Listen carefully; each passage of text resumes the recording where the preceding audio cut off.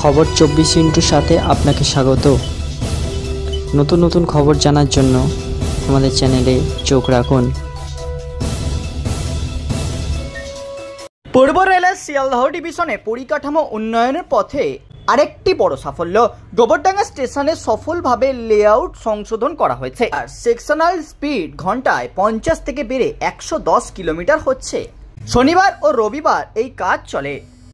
এর ফলে ট্রেন চলাচলের ক্ষেত্রে সুরক্ষা বহুলাংশে বৃদ্ধি পাবে।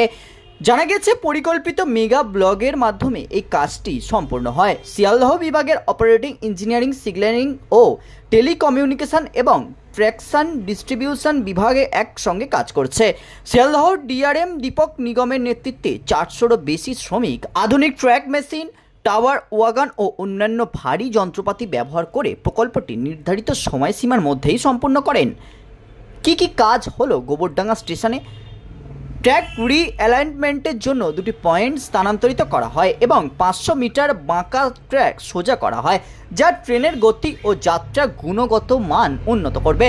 নতুন ট্র্যাক অ্যালাইনমেন্টের জন্য 10টি ওভারহেড ইকুইপমেন্টের স্থানান্তরিত করা হয়। 0.5 কিলোমিটার ওয়ারিং রিঅ্যালাইনমেন্ট করা হয়েছে।